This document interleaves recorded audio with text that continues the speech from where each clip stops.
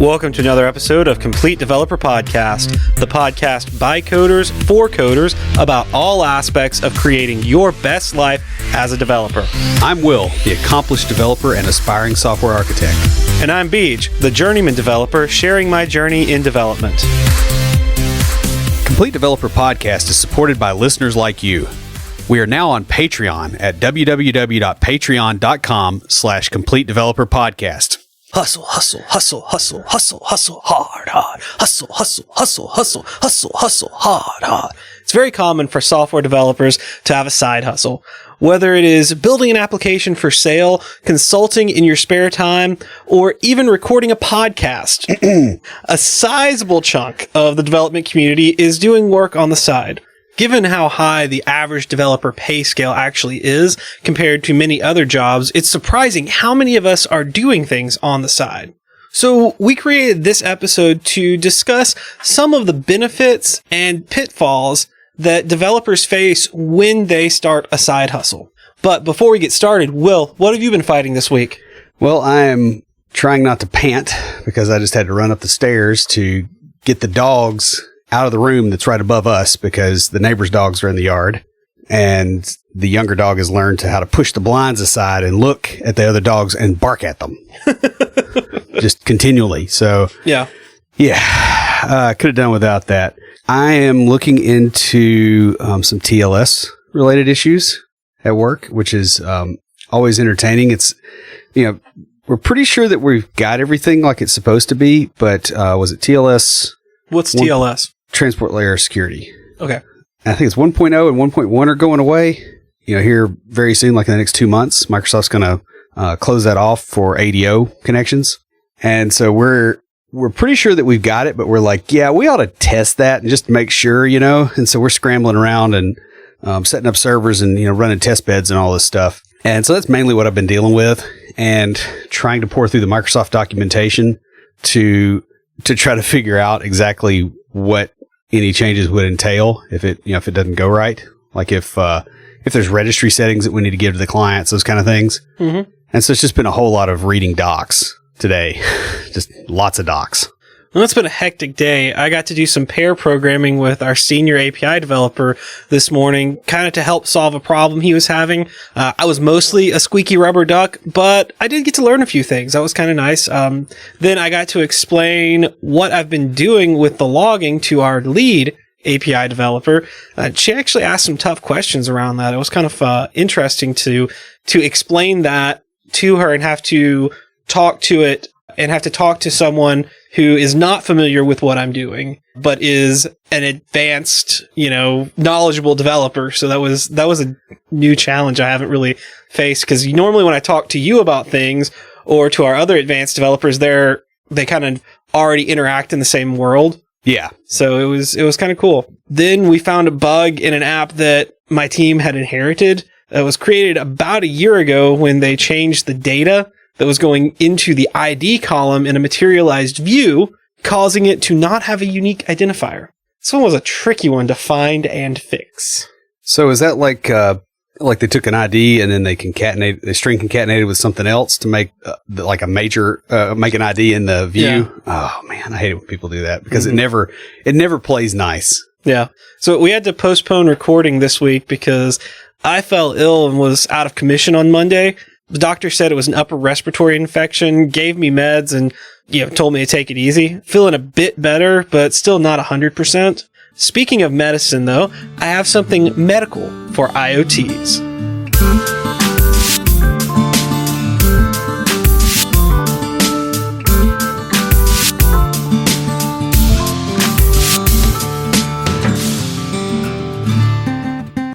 This week for IoTs, I have a product called VBot. A quote from the website: "Our mission is to make the whole procedure of venipuncture automated to reduce error and decrease venipuncture times." For those of you not initiated into the medical world, venipuncture is when you draw blood from your vein. And this is really a fascinating use of robotics and IoT in the medical industry. It's a robot that uses ultrasound and near-infrared imaging to map the veins in a person's arm. It then selects the best spot to insert the needle. Now, obviously, this doesn't have the touch of a good nurse or doctor, but will help with patients that are chronically ill and have to have a lot of venipunctures or have like deep or hard to find veins. I know I've had to start IVs using an ultrasound to find a vein before, and it's kind of a neat procedure to do. But this is sort of an automated way of doing it. Now, while this isn't for your average IoTeaser, check out the website and read the story about how two students designed this to help with medical research and patient care. It's kind of neat. Yeah, it does sound mildly horrifying if it gets hacked, though. You're going to get sewed. Well, yeah. Yeah. Actually, I initially cringed when I heard the term venipuncture because I realized immediately what that meant, and I was just, I didn't have a word for that, and it sounds worse when it sounds medical. If you say so. Yeah, it does to me. It doesn't to you because you get that background. So who's talking to us this week? Well, we got a comment on the Differentiate Yourself episode from Ashish. It says, "Hi, really love this episode. I'm the sort of person who is trying to write Hello World in all languages possible. I am a .NET developer for about 2 years now. Over the last year, I've been trying to experiment with all sorts of technologies, but of late, I've started to realize it's taking me nowhere. This episode actually nailed it. So going forward, I hope to focus on more concrete subject matters like problem solving, online presence, etc. Thanks once again. Keep up the great work. Ashish." Ashish, thanks for the comment. We try to mix our subject matter between those technical episodes and the soft skills episodes to help everyone be complete developers. Send us an email to neckbeards@completedeveloperpodcast.com with your contact information because we've got a Complete Developer water bottle just for you. Guys, if you'd like your very own Complete Developer water bottle, leave us a review on iTunes or comment on the website or any of our social media. We post all our episodes to Facebook, LinkedIn, Twitter, and Google+. We're also on Instagram, Tumblr, and Path. Check us out each week on Facebook and Twitter and YouTube Live, where we talk about what's going on in the tech world and answer listener questions. Or you can join the conversation anytime via Slack by going to slack.completedevelopernetwork.com. It's that time of year again. Beej and I are getting ready for Nashville's premier Polyglot Technology Conference. This year, Music City Code has combined forces with Music City Agile and Music City Data, and by their powers combined, they form Music City Tech. Have you ever wondered what it's like to record a podcast? Sit in the audience as we host a panel at the conference that will later, through the magic of editing, become an episode. Meet us and the Junior Developer Toolbox crew at our booth and get some really cool Complete Developer swag. Music City Tech is a 3-day event from May 31st to June 2nd consisting of simultaneous conferences, Music City Code, Music City Agile, and Music City Data, each focused on a particular community of technology professionals held at Vanderbilt University.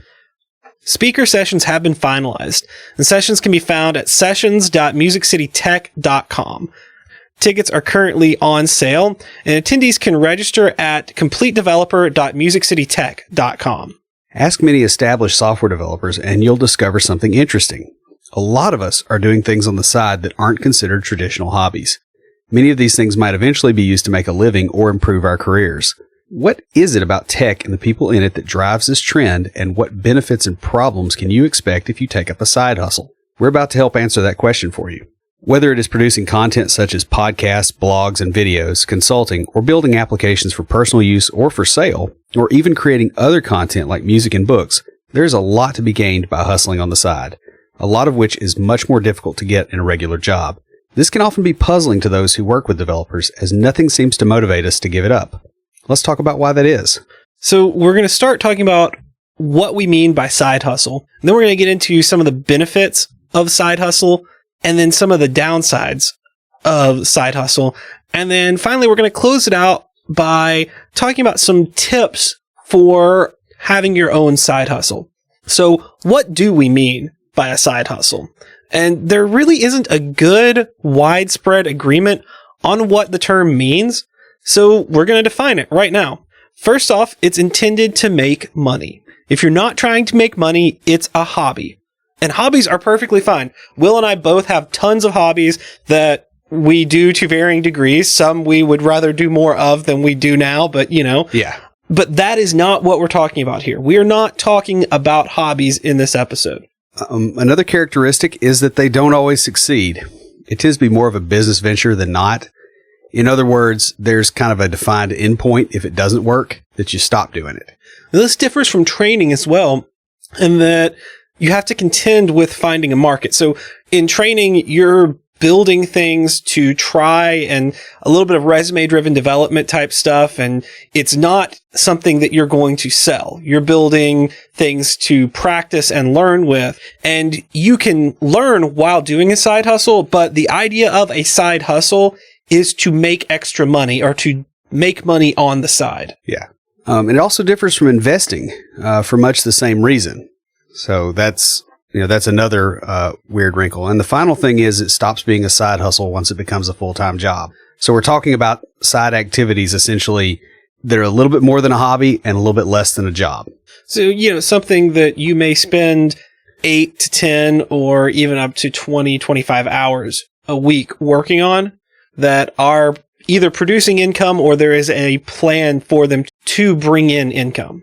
Yeah. And, when I was writing this outline, initially I included open source in there. Of course, the thing with open source is it's kind of in a funny space there because you're not necessarily trying to make money, but it does seem to have that same level of passion. So a lot of these things do still apply to it, but it wasn't a perfect fit. So I kind of left it out. It's somewhere between hobby and learning and community involvement, volunteering. So it's like this weird blend of things. Open source it really deserves its own episode. And we'll probably do one on it. So starting off, the benefits of a side hustle. The first one is it's an opportunity to play with new tech. Now, while it's not focused on learning, it is a place that you can do some resume-driven development or you can do some things that you may not get to do in your day job. Right. So like if your day job is doing ASP.NET Web Forms, you can do a .NET Core and Angular app on the side. And that's completely okay, right? Because it's not like resume-driven development in a job is not a real good thing. If you do it in a side project and it's measured in such a way that you're the one taking the risk and you're not taking too much risk, then it's okay. Yeah. Resume-driven development in the job is a great way to not have a job. Yeah. This, however, is a great way to build up skills that you're going to eventually need. So like Will said, if your day job, the job that pays the bills is doing web forms in .NET, but you really want to learn Angular so that maybe your next job can be in a place that's using it, and you've gone, you maybe have already done all the tutorials and you've done the practice stuff and you're ready to get a real project. This is a way to get that experience, to show practical experience in that next job interview. Yeah, nothing beats real world experience. Mm-hmm. And the other thing with this is it's an opportunity to try new things that may change the way you look at your existing work. Sometimes you'll bring things back in from the side work. The next one is it provides the ability to make your own mistakes rather than mitigating others' mistakes. And sometimes you may have a job where you get to do a lot of greenfield development. Like where I'm working, I'm doing mostly greenfield development, but I do have some projects that I work on, or when I'm working on the maintenance team where I have to work with older things. Technical debt is a serious drain on motivation. Yeah. And I'm doing mostly brownfield development. Right. And it hits me every so often. Mm-hmm. And this is, I enjoy it. It makes things more challenging, but man, it wears on you after a while because you're like, I know the perfect decision and I can't get there from here. And if you've got a brand new side project, you can.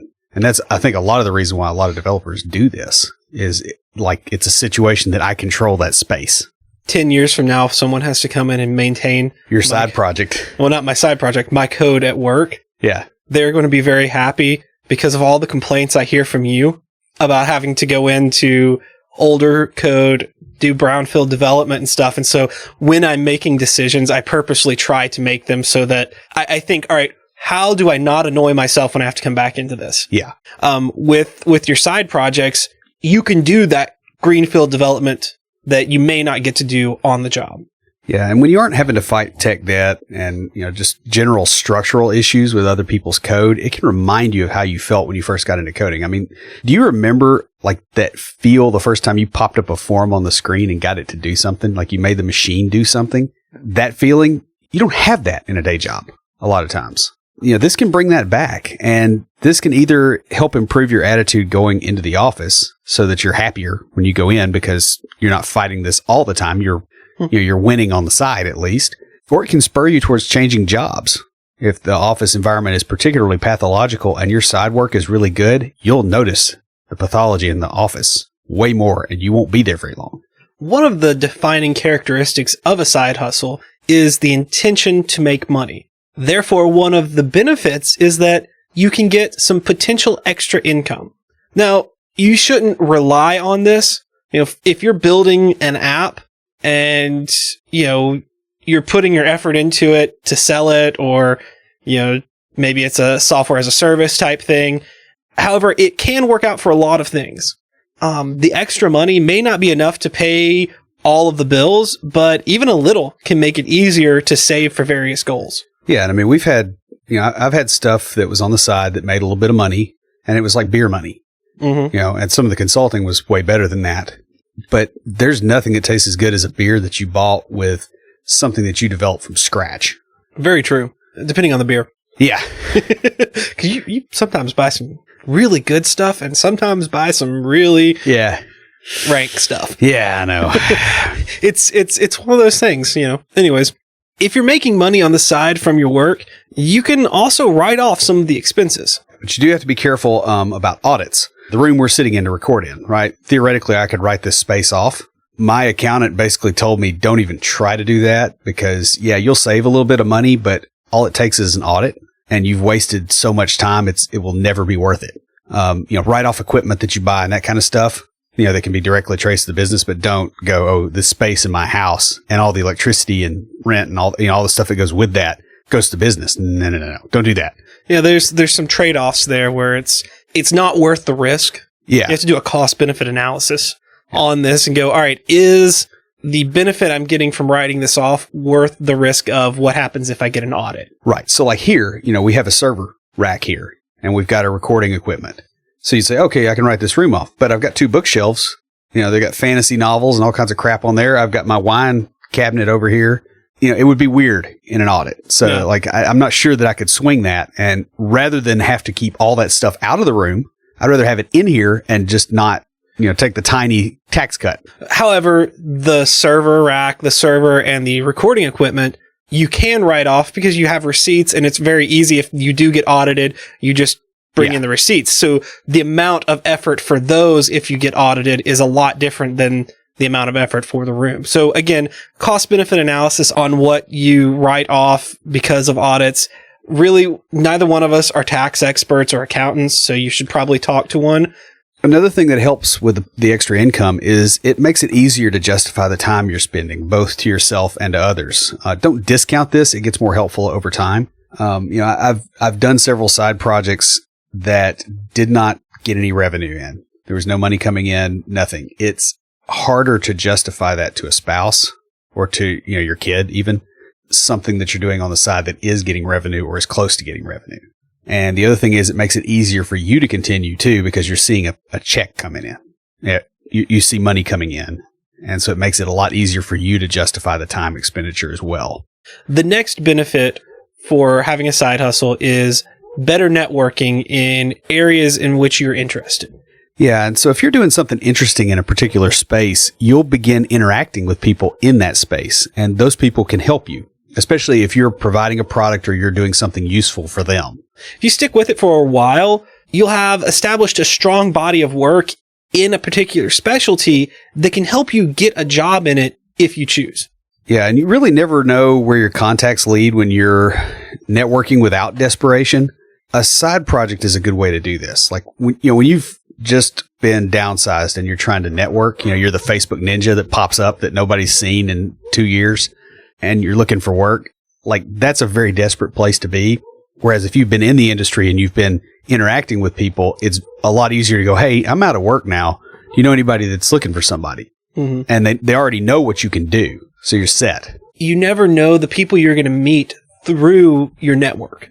So we've met some very interesting people we've had on the podcast. We recently had an episode with a couple of guys from Six Figure Developer Podcast. Yes. Where, we met them through a conference we found out about through networking at another conference. Yeah, the effects are, they're more than additive. Yeah.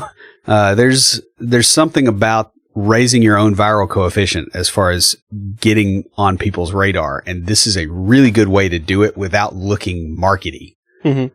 And a lot of developers are very resistant to self-marketing. So this is a backdoor way for them to market themselves without feeling like that's what they're doing. Right.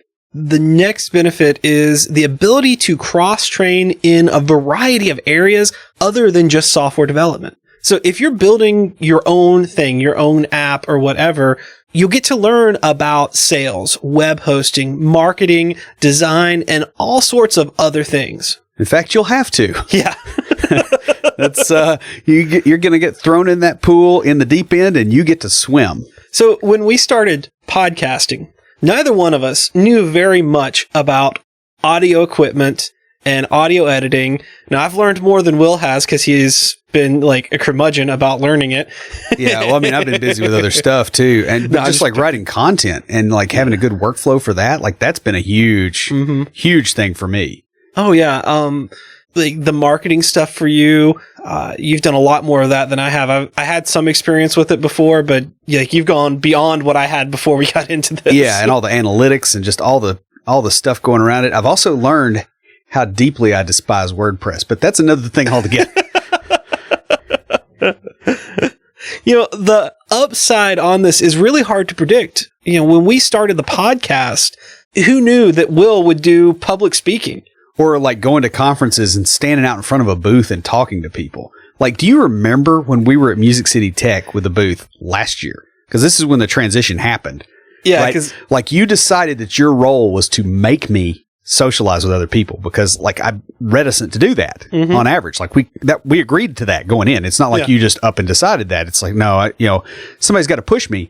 And then I remember one point I was standing out in the front of the booth and talking to people and I look over at you and you're sitting back with your arms crossed, just like, I guess I'll have a Coke then. The reason we did that was because I got to treat the conference as training by going to a certain number of talks. So you were going to be at the booth more. Right. And you're like, all right, you really got to push me to get out there. And like, this was the conversation we had. You were like, you really got to make sure I'm out there talking to people and not just hiding behind the booth. And I came back from one of the talks and I was going to relieve you so you could go to the bathroom or do whatever.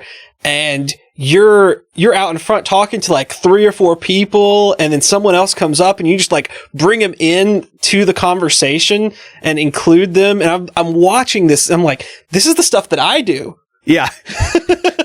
And I just remember you had the strangest look on your face, like, well, crap, what am I supposed to do now? Because we didn't plan that. Yeah. But here's the thing. We picked up these skills, right? And you don't know where that goes next. I spoke at DevSpace in Huntsville. I've been speaking in front of NSS and Covalence regularly. I would have been at bar camp, the whole surgery thing, right? So, but this is not a path in my life that I would have thought I would have gone down. Right. And so you don't know where this is going to open up. So just be open to it opening up. So another thing that side hustle gives you is being challenged when much of your day job is writing boring code. Like I personally am I get a little burnout with a lot of the software development stuff going on now because I feel like when I started, you built things and now it feels more like you're gluing things together instead of building things. It's like you get a kit and here's all the loose parts and their node packages and you glue them together, or their NuGet packages. Like it feels more like that than the way it used to. Because back in the day, I remember writing my own serializer, right? And now people look at you like you're insane. And so during the day job, you tend to end up gluing more stuff together and doing stuff that gets a little bit tedious after a while. And you tend to do a bit safer coding. Right, because like it's a business app. Like it can't fall over, it can't, whatever. And there's regulations and there's all this other stuff and you got to clear stuff with management and when you're doing things on the side for yourself, especially, or if you're building something, then that's when you get to experiment, you get to try out the new things, you get to learn things that you can actually then take back. Yeah. But it's like going from painting a public toilet to painting a landscape. Like your side project is painting a landscape, whereas like corporate life, it's a square box. I've never tried to paint a public toilet. You haven't? No. You should do that sometime. especially when it's in use. It's really easy, apparently, to do this for too long and stagnate your career. And I say apparently because I haven't been in it long enough. Yeah, it takes about 5 years to get to because you're still in that rapid learning. Yeah, and once you get kind of the top of that curve where it levels off, and like you don't grow as fast after about mid level as you do, between starting out and mid level. What a lot of people do is they get there and they go, okay, I made it, I'm good, and they don't learn anything at their day job much, and they don't ever push the boundaries. So yeah, a side project will get you out of that rut and help you avoid that. Right, because if you stay there, you'll be in your day job for the same one for 10, 15 years, and then they decide, hey, we can't get developers to maintain this technology. We need to move forward and build things that are more scalable, more maintainable. So suddenly, you're either going to have to catch up for 15 years of dragging your feet, or heck, just a year of it. Yeah. We'll do it in some spaces. Like if you're a front-end JavaScript developer, you can't sit around. Honestly, I don't think you can ever just sit around for like a month. Those people are crazy. But, if you're on the middle tier, you can probably sit around for, a couple of years and get away with it. If you're on the database, like real back end, maybe even longer than that. But there's a point where you can't do it anymore. You really want to, you want to have learned the new stuff before you have to have learned it. Mm-hmm. A project gives you the opportunity to break out of that stagnation and gives you ways to approach things that are useful even to bring back to your day job. Never underestimate the value of avoiding complacency. Yeah. The final benefit we're going to talk about is that a side hustle can help protect you from burnout if you do it right. This is a space that you control. Others can mess up their space, but not yours. Yeah. And it's amazing what that autonomy can do for you. Now, it can go either way, right? Because you can mess it up and then it's all on you. Right.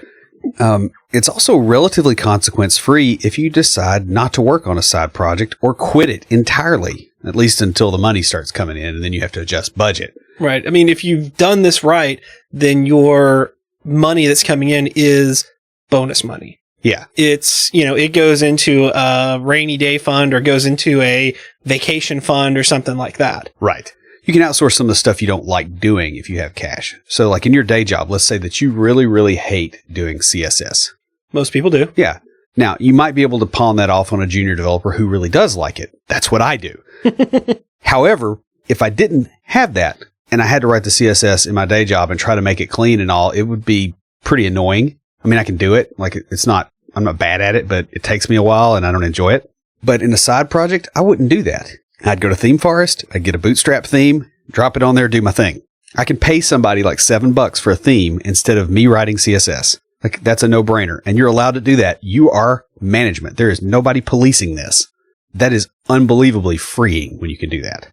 You can also design the project so that you avoid the things that you don't like doing at your job. So, like using the mouse, I'm going to write a console app. Right. Okay. Legit, a lot of the stuff I have done has been, in that kind of space, though. Mm-hmm. I've got a data access library that I wrote for a side project that I can use on anything because I retain the rights to it. It was a side project with another individual, but I retain the rights. You would be surprised how useful that has been on a few occasions where I'm like, I don't want to write a bunch of database code. So I just drop that thing in there, change a few pieces of text, and it's a T4 template. So it spins up and I've got a way to talk to the database without a whole lot of extra thought. That is extremely useful. And it helps protect me from burnout in a way that I'm not having to fight with that same old thing at home as I would in a job. Right. That's been some of the benefits. Now we're going to talk about some of the pitfalls or downsides of having a side hustle. And the first one is you may end up wasting a lot of time. Yeah.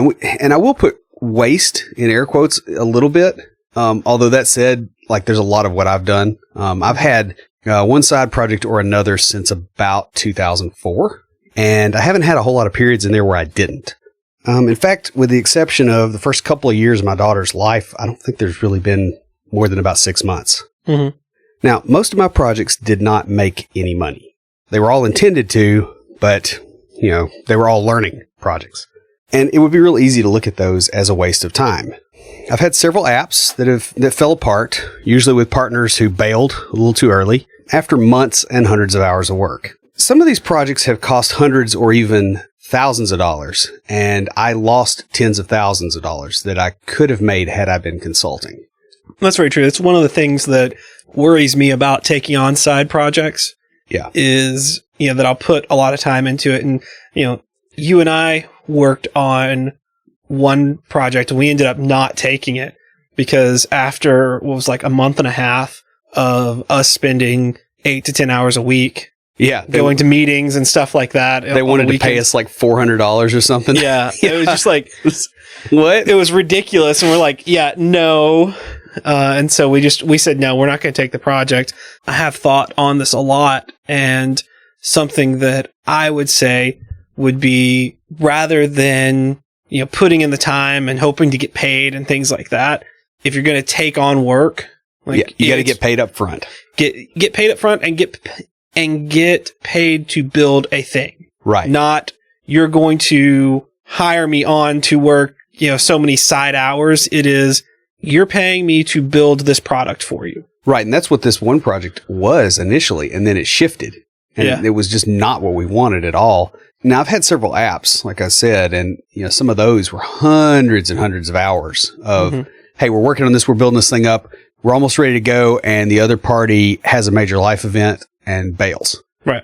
And then you got nothing. You're left holding the bag. And that's happened several times. I do think that you and I would probably do better in that scenario than me and some of the other people, because we got a better working relationship. And the other thing is now I'm older, and so I know all the things that can go wrong. There is that. Plus, you and I tend to not let major life events affect our work, right, as much as other people do. Well, and the other thing is we don't plan to have major life events. Like if it's stuff that you plan, it's either okay, I'm not going to let this affect my work, or I'm not going to take something on with a partner and then bail.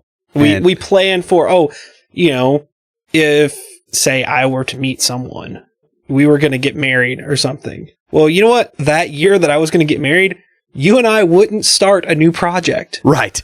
We wouldn't start a new podcast that year. That's the kind of thing. That's the kind of people you and I are. Not everyone is like that. Of course, the other thing is some people get into something and it takes a little bit longer and things come up. Yeah, they think they can launch it in 6 months. Yeah. And then it takes 2 years and it's still not done. Like, it's hard to put your life on hold for that long. So I get it, but it's something that you do have to be aware of, is this does take a lot of time. Another thing that can be a downside is your boss may not approve of it. A lot of employers don't want you to have a side hustle or have side work. Yeah, a lot of them get mad when they find out you have that.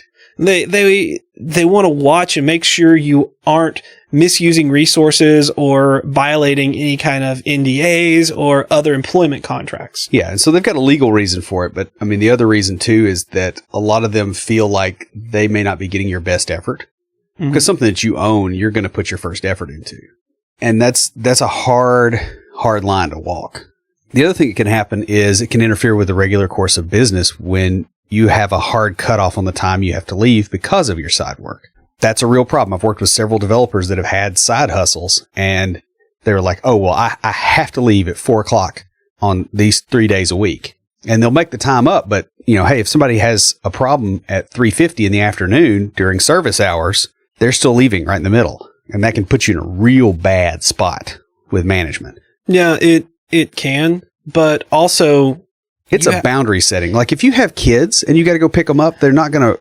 Yeah, this is where I have a little bit of an issue, is because if I had a kid getting out of school and I had to go pick them up from school, they wouldn't say anything about it. Right. Whereas if you're making extra money on the side so that you can afford to send that kid to school, suddenly now it's a problem. I mean, it's a weird thing because it's like, you should be able to do your job and leave, not be a butt in a seat person. But a lot of us are at various points. And so it's something to be aware of and to figure out how to mitigate before you go into it. Mm-hmm. I mean, one thing you can do is try to reduce the amount of days or times that you do have hard cutoffs. Yeah. Or structure stuff. I mean, like what we've done with the podcast, like we don't. We do, we will say, hey, Monday night, I cannot stay after. But other than that, we really don't do that. And we have stayed after at work too a few times and just shifted stuff around a little bit. Now, another thing that will happen a lot too is if you're competent and you do have a side hustle, management may get scared that you're going to leave. And this can actually sabotage you even though they think you're good because they want to mitigate the risk for themselves. Along those same lines, this could be a distraction or perceived as one to your day job. Yeah, and you do not want to be the developer who drags into the 9 o'clock meeting, exhausted from being up all night working on their side hustle. Now, that's one thing that you and I do very well is time management. And it's something we've had to learn over the course of our lives. I know I used to be really bad. I'm a really hard worker, but I used to be really bad at my time management. Yeah. Because I would work really, really hard at the weirdest hours. Yeah. And you remember from being my roommate. Yeah. But something that graduate school and working and then going to medical school really helped was getting that. Well, and having the full-time job with the podcast. Honestly, you've grown since getting out of med school too on the time management stuff. Because like now you are very ruthless about cutting out stuff that doesn't move the needle. So like it's a different thing than the med school stuff because med school you just had to carpet bomb all the material and learn it. Whereas now you're like, yeah, that's not ever going to happen. I'm not going to worry about that. I'm going to do something else. Very true. I have, and it's a skill that I was learning in med school because one of the things you have to do is you have to know all the material on a broad level and figure out what is important enough to go deep on. And so that's a skill I started learning there, but I refined when I wasn't overwhelmed. That's very true. Just some tips here. Don't take phone calls or emails related to your side hustle while you're on the clock. Try to avoid that as much as possible. Sometimes you can't. If it does happen, try to make sure you work more than enough extra to make it clear that that is not a problem, right? When you're expected to work 40 hours a week and you put in 45, the fact that you took a 10-minute phone call on Tuesday, like nobody cares. Yeah. Or if your boss does care, hey, that's a signal. Get out of there. Yeah. And if you do need to take a 10-minute phone call on Tuesday, make it part of your 15-minute break. Yeah. And don't do it at your desk where everybody can hear you talking about that stuff because it's a perception thing. That's what really burns people more than the actual fact. Mm-hmm. Like I had to take a phone call today. I was in the office and had to take a personal phone call today. And so I stepped out into the hallway. I actually ended up riding the escalator up to the third floor and walking outside because it was kind of nice. I left, one, because I didn't want to disturb people. And two, I don't want them knowing my business. Yeah. I mean, there is that aspect of it too. And speaking of that, don't bring up the side hustle in conversations with coworkers any more than absolutely necessary. You might be a very disciplined person that manages their time well, but they may not be. And so you can inspire somebody I'm going to take on a side hustle too because Will does it, but that person watches 20 hours of TV a week. They're not going to cut the TV down. They're just going to try to cut into the work. So you're saying I shouldn't take my coffee mug with our podcast logo on it to work? I've got one too. But you get where I'm coming from, yeah. Right? Like that can kind of backfire and you get blamed instead of it being like, no, this person just is undisciplined and they screwed up. But you're like the initial source of the contamination, even though you weren't the problem. Yeah, so you want to be careful about media consumption on the clock, especially if it could be even peripherally related to your side hustle. Now, this is sort of a tricky situation because it may be related to your side hustle and related to your day job, especially if you're doing something like building an application or if you're bringing something in from your side hustle to your day job. Yeah, you just don't want it to go the other way or to give the appearance that it's going the other way. Right. Like for instance, we have the podcast, right? You and I both read technical stuff during work. It's part of our job. And it would be hard to point at that and go, oh, you're doing that for your podcast. If it's a tech blog and it's going into, C# or SQL or something like that. However, you and I were caught reading, podcasting blogs, which is kind of a weird thing to do anyway, but they exist. Or somebody, that was showing how to do a better podcast or how to do better audio editing, and we get caught doing that on the clock. That will look very bad. So you just got to be careful about that kind of stuff. Mm-hmm. Now, that said, reading articles on the company machine, not going to get away with that. If you're listening to a podcast in your headphones off of your phone, not off of the computer, they can't tell. That's true. So it's kind of a balance here. And the main thing is to not be distracted or to look like you're being distracted. The next downfall is that it will take time away from other things that need attention, like family, friends, other hobbies, things like that. Health. Yeah. Basically, if you sleep 8 hours, which you should, give or take, it varies. You either have I find that most people that don't sleep 8 hours, like if let's say they sleep 6, what I've seen with those kind of people is they either have a slow ramp down to get to sleep or a slow ramp up to get up.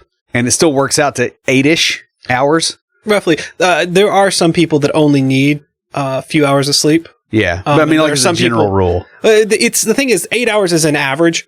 And so there are some people that only need, 6 to 7 hours of sleep. There's some people that really need about 9 or so hours of sleep. So it is sort of like 8 is a average on that.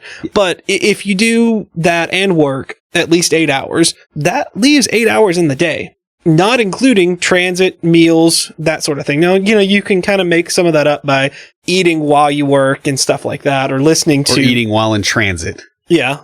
Or, listening to podcasts while in transit, those sorts of things while you're training and stuff like that. You have to be careful how you spend it. We've talked a little bit already about how we have gotten better with our time management. And this is really something you have to focus on and put effort into. Yeah. And it's not just family, but your friendships can feel the strain when you have a side project that's taking up too much time. I know, you and I've got a friend that we really need to hang out with more. We've been so busy here lately. It's just been really hard to do. And that's something that, we're attentively trying to maintain. Right. He called me last night wanting to hang out, and I wasn't able to, mainly because I wasn't feeling well. But I had to tell him, like, man, I can't because I don't feel up to it and things like that. But, it's right. You do have to keep that balance. A lot of this comes from picking ideas that are either too ambitious or timelines that are too ambitious. Right. So you can have a good idea that you want to do in 6 months when really you should give it a year and a half. You and I, we did a good job with this on the podcast. We started working on it in July. We started talking about it in May, working on it in July, and we didn't publish our first episode until September. Right. Because we didn't want to feel rushed. And I mean, that's crazy important. I've also worked on other projects. The last, side business thing that I had where I had a partner, we picked a project that was way too big. Like he's still working on it and it's got revenue, but it was too much for two dudes to try to do on the side. This can also impact other hobbies and your fitness. It's a good way to get in big trouble with your health and things. I know, not talking about side projects, but just time consumption. You remember what I looked like before going to medical school. Yeah. I was fit. I was we used to work out 2 times a week. I was in really good shape. And then I went to med school and I gained about 60, 70 pounds. Yeah. Because I sat and ate crap and didn't exercise, didn't do much. Yeah. Because you couldn't do anything else. Yeah. And it was all consuming. And, your health is a funny thing because it can just it sneaks up on you. I think I've probably gained a little bit of weight over the last, say, a year. Just from, mainly from being injured and not being able to work out. Mm-hmm. It's not the time commitment anymore. Although early on it was the time commitment and I still managed to do it. But yeah, this will really sneak up on you, and your mental health can also get kind of a little weird here too, because you get mentally tied in to what's going on in the side project. Mm-hmm. Because I know, when you and I, when Apple cut our numbers by 30%, do you remember how that felt? It was like a gut punch. And our podcast downloads, literally, we lost 30% of our traffic overnight. I'll tell you what felt a lot better was when we talked to some of our other friends that are podcasters and, have been doing it for years longer than us. Yeah. And all of them were saying the same thing, that it's just, There's one or two of them, I think they lost as many subscribers as we have. Yeah.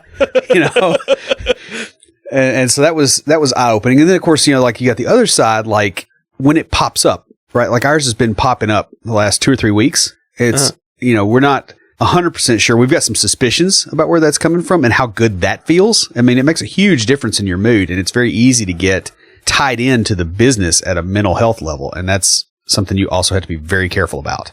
The next one that we're going to talk about is that people may resent your project because it becomes a target for their frustrations.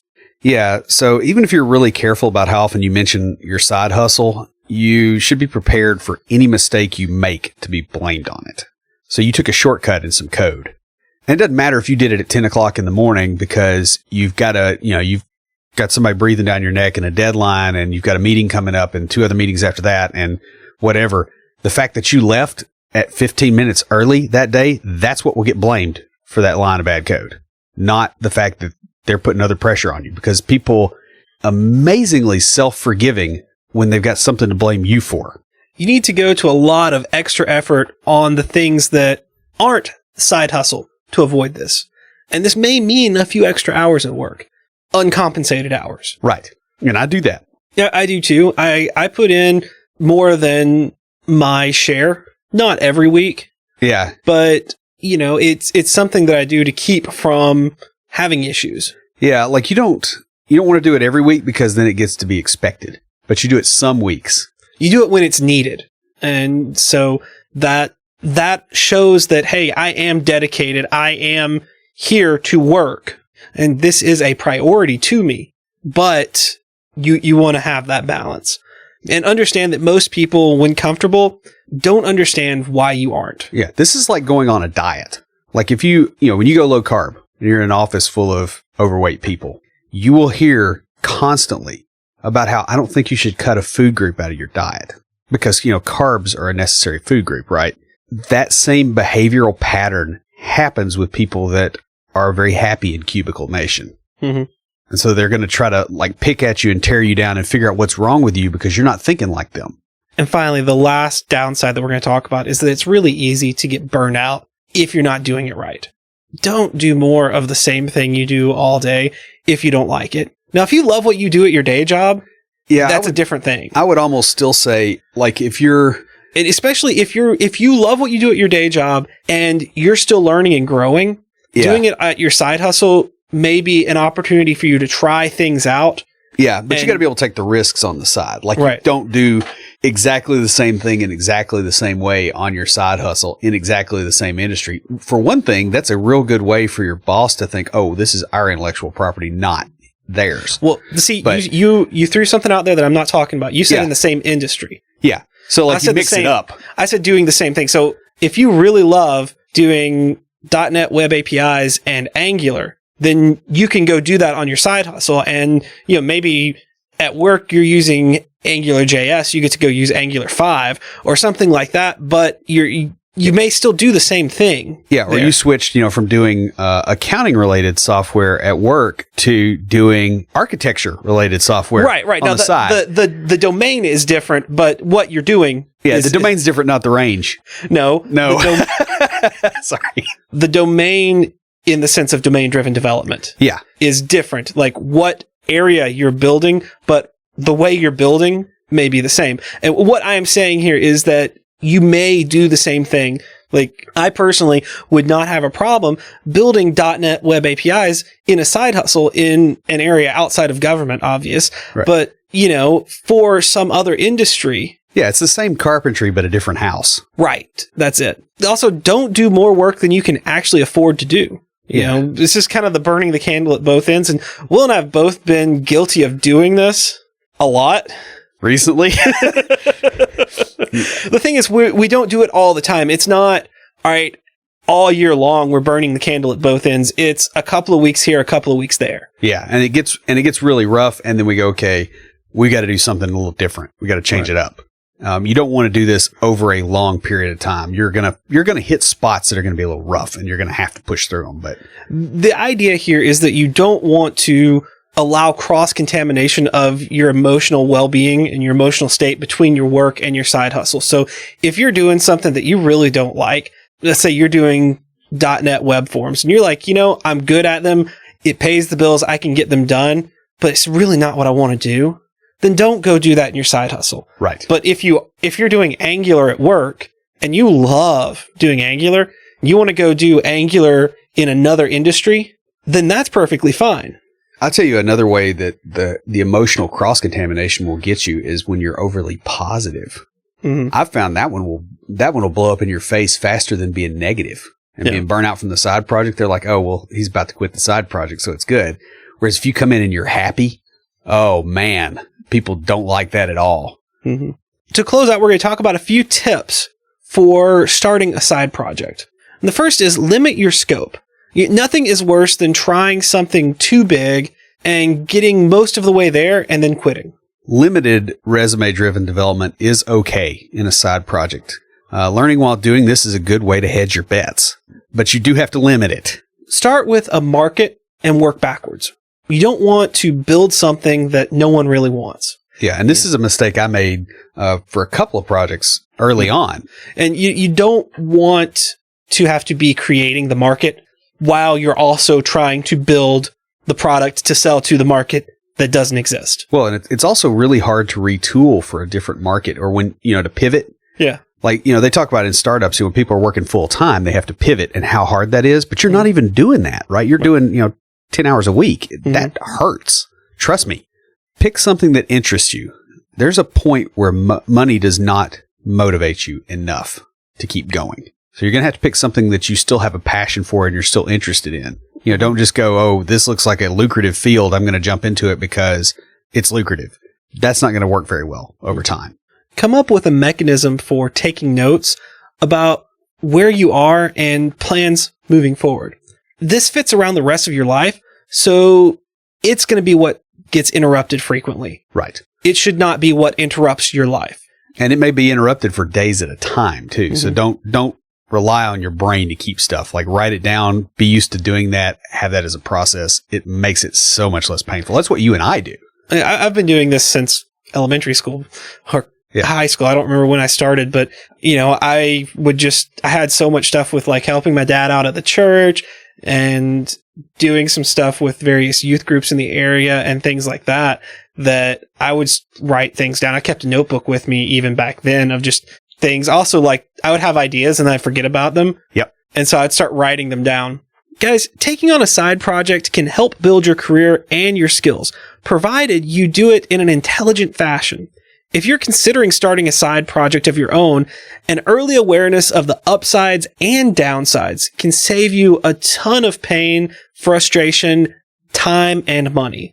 Careful investment in a side hustle can help you make more money and put you ahead of a lot of other developers. That pretty much wraps us up. Before we close everything out, Will, what do you have for us this week for Tricks of the Trade? I would just say to embrace the oblique. And what I mean by that is a lot of times you look and the goal looks like it's right in front of you, but there's some obstacle in the way. Instead of trying to pound your way through that, try to find another angle to get at it from the side. Now, I'll give you an example. Let's say that you need to refactor a big chunk of code. You know it needs to be refactored.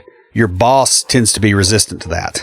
Instead of arguing with them and going, hey, I have to convince them that this code needs to be refactored, another way to do it is to essentially find other ways that code fails. So, like, this code may be cumbersome to work with. Your boss may want you to just work with it as it is, but instead of going, okay, well, I've got to convince him that this is hard, instead go, hey, there's a security hole over here, right? You're not arguing for refactoring the code for your own benefit. You're just approaching from the oblique, and you're getting around that defense. So always be thinking that way. We talked about the whole side hustle thing because this is an oblique approach to improving your career instead of training and doing all the corporate stuff. Just want to throw that out there. That's all I got.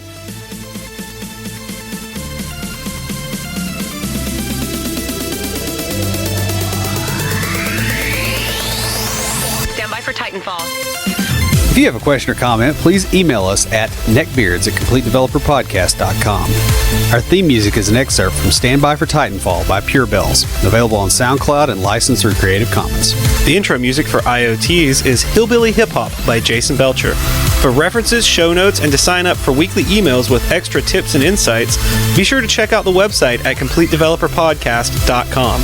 You can also follow us on Twitter at CompleteDevPod and like our page on Facebook to keep up with news about the show. Catch us each week as we broadcast live, talking about what's going on in the tech world and answering listener questions. Learn more about all of our shows and groups by going to CompleteDeveloperNetwork.com, where you'll find links to Junior Developer Toolbox, Developer Launchpad, and our other communities. Thanks for listening. See you next time.